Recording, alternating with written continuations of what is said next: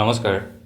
First provisional merit list প্ৰকাশ পাইছে 4,500 D FPUP ৰিক্ৰুইটমেণ্টৰ আৰু ইয়াৰ লগে লগে এখন নটিছো প্ৰকাশ পাইছে। আহক এবাৰ চালোঁ নটিছত কি দিয়া আছে। তো ইয়াতে দিয়া আছে it has been noticed in respect of some candidates that they have applied multiple times by putting different TET roll number, certificate number for the post of regular teacher of LP and UP schools under D.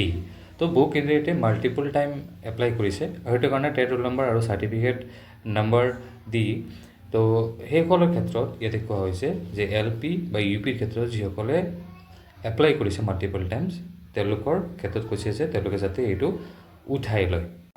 যিসকলে apply কৰিছে multiple times তেওঁলোকৰ নামো first provisional merit লিষ্টত কেইবাবাৰো অহাৰ কথা ইয়াতে উল্লেখ কৰা আছে আৰু সেইটো কাৰণে কেণ্ডিডেটসকলক DE ৱেবছাইটত গৈ তেওঁলোকে লগ ইন কৰাৰ পিছত এপ্লিকেশ্যন ID আৰু পাছৱৰ্ড দি 19 তাৰিখৰ পৰা 22 তাৰিখৰ ভিতৰত এইটো কৰিব লাগিব।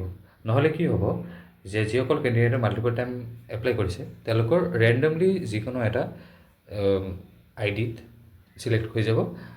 কি ঠিক আছে, এতিয়া ধৰক আপোনালোকৰ যদি মাৰ্ক 2টা বা 3টাৰে এপ্লাই কৰিছে বা কোনো কেণ্ডিডেটে এপ্লাই কৰিছে তেতিয়াহ'লে তেওঁলোকৰ ক্ষেত্ৰত কি হ'ব, হঠাৎ কি হ'ব পাৰে যে হাই মাৰ্কৰ দি এপ্লাই কৰিছে আৰু চাৰ্টিফিকেট ধৰক 2-3টা আছে, তো হাই মাৰ্কৰটো চিলেক্ট নহৈ পেলাই কম নম্বৰটো যদি চিলেক্ট হৈ যায় তেতিয়াহ'লে আপোনালোকৰ কাৰণে ফিউচাৰত অসুবিধা হ'ব পাৰে ধৰক কাট অফৰ ক্ষেত্ৰত।